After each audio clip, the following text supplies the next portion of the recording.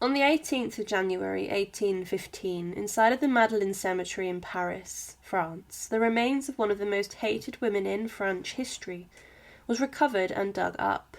Marie Antoinette was a figure of revile during the French Revolution, and she fell from grace heavily, which resulted in her going to the execution scaffold for her crimes.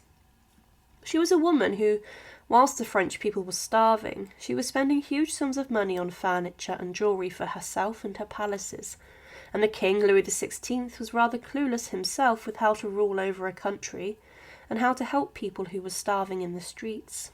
But following the outbreak of the French Revolution, there were many questions after Marie was arrested as to what to do with her, and she was then sent and held inside of different tough prisons. Eventually, Marie Antoinette, the Queen of France, was executed, but she would lose her head in one swift blow as the slanted blade of the guillotine fell upon her neck. However, she was then buried in a quickly dug grave, and her remains were exhumed, and her coffin had been opened. But from the investigation of her remains, a number of remarkable things were found regarding the execution of the French Queen.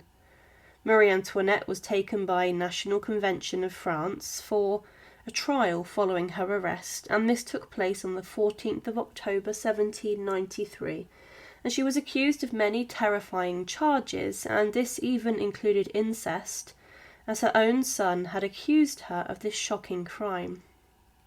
And the courtroom was rather shambolic. It had already been decided that she was to die, and many people believed that her trial was already predetermined and was just a formality before she would make her way to the guillotine. Marie was accused of also depleting the national treasury and taking the money of the French people and then giving it across to Austria, the nation of her homeland. And she was also said to have plotted some huge massacres. But the trial lasted a number of days, and then on the 16th of October she was found guilty of 3 major charges. This included treason against the French people, depleting the national treasury, which led to mass suffering, and also conspiracy against security of the French state, as this charge was linked to other nations declaring war on the French. At the time, it was almost probable that Marie could have been exiled and sent back to Austria, and her lawyers may have believed this, but she was actually sentenced to death to die a brutal death inside of France. When the death penalty was passed, there was a huge gasp of shock heard in the courtroom. But Marie Antoinette was then prepared for her execution, and she was sent back to her prison, which was said to have been the antechamber to the guillotine, a place where people would be held before their execution. This is exactly what happened to Marie Antoinette, and she was prepared for her execution. She had her hair roughly cut short, to ensure that when the blade of the guillotine fell, her hair did not get caught in the blade and stop the blade cutting straight through her neck. She was also ordered to undress in front of her guards, and she was also ordered then to wear a white dress to her death.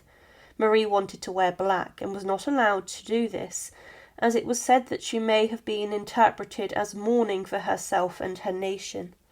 But the cart arrived at her prison to pick her up, and the guards then attached a lead to her neck, as if they were leading a dog for a walk, and the cart with the Queen also had her priest sat inside of it.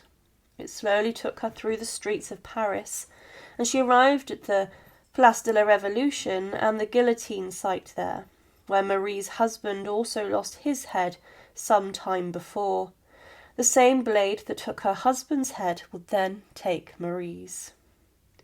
The people of the nation were shocked, but many hurled abuse and shouted vitriol at her. But Marie remained solemn in the procession, and she also may have seemed in a trance as she ignored the cries of her people.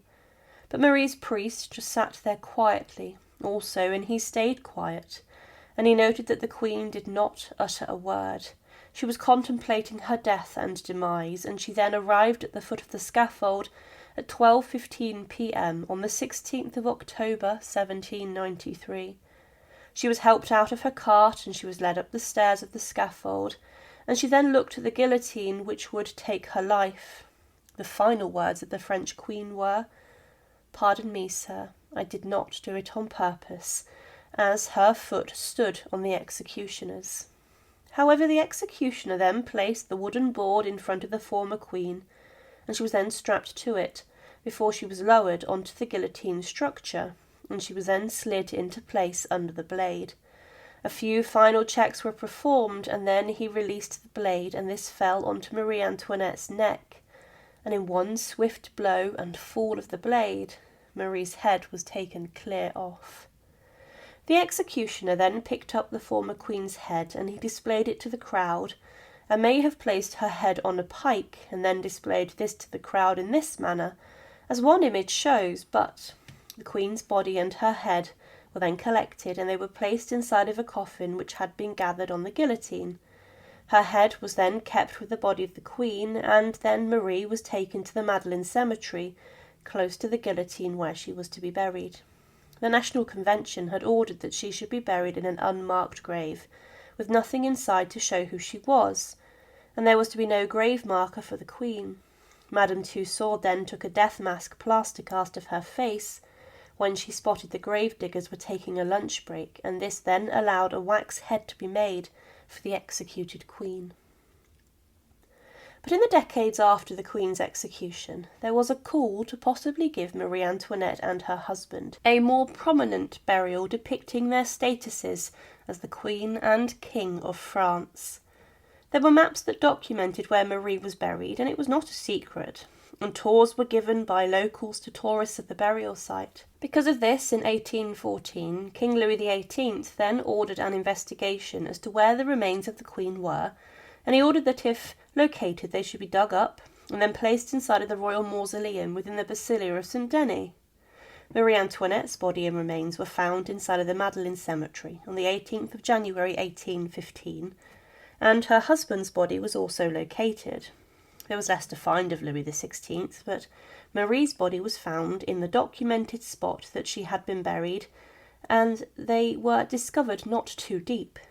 The exhumation committee discovered that a layer of quicklime had been thrown onto her coffin, but this had solidified, meaning that the Queen's remains were not as decayed as they could have been. This also allowed the inspection of her remains. It was clear that the Queen had lost her head on the guillotine, as her head had been taken off by a sharp blade, and this then also confirmed that her head had been placed between her feet. This was done to shame her, and her head had been severed from the body through a very clean cut. Also found on the skull of the Queen was some of the Queen's hair that had been preserved on her head, but one of the most remarkable discoveries of the exhumation of Marie Antoinette was that the stockings that she had worn on the day of her execution were still on her body, and these were used to identify her because of the fact they had been given to her in prison, and these were the ones given to those prisoners.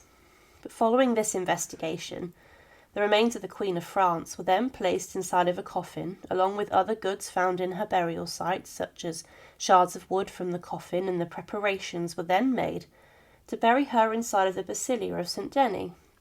As the Queen's remains were lifted out of her grave, many people cried and wept, and some fainted also, as her body was found. The post-mortem investigation of Marie Antoinette discovered a number of things. It confirmed the identity of the remains inside of the grave as that of the Queen, despite the fact DNA was not available at the time to test that this was certainly Marie. The body had clearly lost its head on a guillotine device during the French Revolution, and it was found in the documented place of her burial, which was not a secret. Also, the hair on her skull matched Marie's, but also she wore the stockings that had been given to her inside of the prison, and these were then found on her body. Marie Antoinette is still considered a controversial queen, and some historians believe that she should have been sent away in exile rather than being executed, and they claim that her execution was cruel and a boost for the revolution.